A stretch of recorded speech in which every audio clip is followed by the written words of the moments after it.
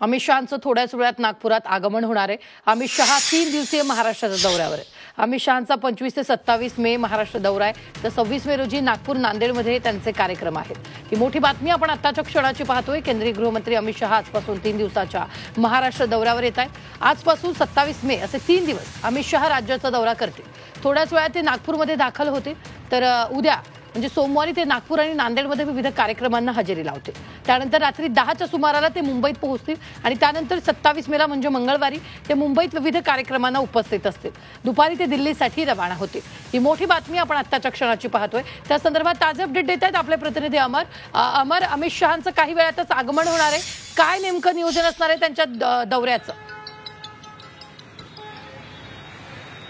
मी थेट दृश्य दाखवतो तुला, कारण की अमित शहा नागपूर विमानतळावर लँड झालं त्यांचं विमान आणि थोड्याच वेळात ते नागपुरातील डॉक्टर हेडगेवार चौक जो आहे हॉटेल प्राईड पाशी तिथे पोहोचणार आहे आणि भाजपाकडून शहर भाजपाकडून त्यांच्या स्वागताची जोरदार तयारी करण्यात आलेली आहे। आपण बघू शकतो भाजपाचे सगळे कार्यकर्ते शहरातले या चौकात उभ्या आणि काही कार्यकर्ते विमानतळावर आहे। जोरदार अशी तयारी संपूर्ण भाजपाकडून करण्यात आली आहे। खरं तर आज रात्री मुक्कामी अमित शहा राहणार आहे, रेडिसन हॉटेलला राहणार आहे। तिथे काही वरिष्ठ नेत्यांशी सुद्धा ते चर्चा करण्याची शक्यता व्यक्त करण्यात येते। आज रात्री थांबल्यानंतर उद्या नागपुरात 2 महत्वाचे कार्यक्रम आहे। एक नॅशनल कॅन्सर इन्स्टिट्यूटला एक महत्वाचा भूमिपूजनाचा कार्यक्रम आहे आणि त्याच्या पाठोपाठ न्यायवैद्यकीय विद्यापीठात त्याचं एक इमारतीचं भूमिपूजन सुद्धा ते करणार आहे। आणि सगळ्यात महत्वाचं म्हणजे ऑपरेशन सिंदूर नंतर अमित शहा पहिल्यांदा केंद्रीय गृहमंत्री नागपुरात येतात, त्या दृष्टीने पोलिसांनी सुद्धा कडेकोट बंदोबस्त ठेवलेली आहे। आणि दुसरीकडे देशभक्तीपर गाणे संपूर्ण मार्गावर लावण्यात आलेले आहे आणि भाजपाकडून सुद्धा जोरदार अशी तयारी त्यांच्या स्वागताची करण्यात आली आहे। रात्रीचे पावणेदहाचा सुमाराचं वातावरण आहे, तरी मोठ्या संख्येने कार्यकर्ते इथे दिसून येत आहे।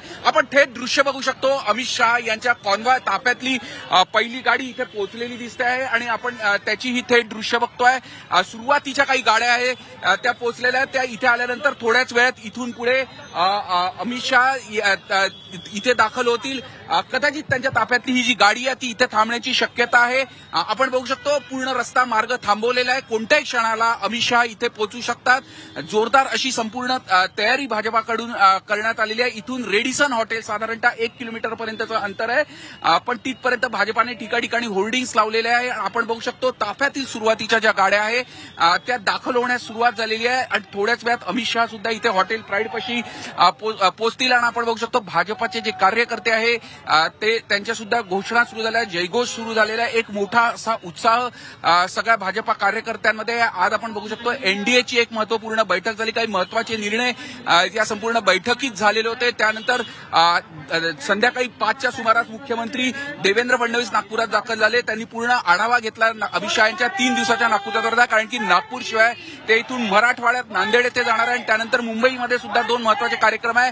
स्थानिक स्वराज्य संस्थेच्या निवडणुका 4 महिन्यांवर येऊन टपल्या आहे आणि या सगळ्या पार्श्वभूमीवर कार्यकर्त्यांमध्ये एक वेगळं उत्साहाचं वातावरण आहे। आपण बघू शकतो शहराध्यक्ष दयाशंकर तिवारी असो, आमदार प्रवीण दटके असो, हे सगळेजण इथे पोहोचलेले आहे। आणि हे थेट दृश्य आपण माझा सहकारी रत्नशील आपल्याला दाखवू शकतो की ताफ्यातल्या सुरुवातीच्या अमित शहा यांच्या ताफ्यातील सुरुवातीच्या ज्या गाड्या आहेत, जे पायलट्स व्हॅन्स असतात त्या आपल्याला इकडच्या मार्गाने येताना दिसतात। आपण आता अगदी अमर निश्चित अमर, धन्यवाद ताजे अपडेट देण्यासाठी। आम्ही वेळोवेळी तुमच्याकडून या संदर्भातले ताजे अपडेट घेत राहणार। तुर्तास आपण पाहतो अमित शहांचा ताफा तिथं दाखल झालेला आहे, याचे प्रत्येक अपडेट तुमच्यापर्यंत वेळोवेळी पोहोचवले जाणार आहेत।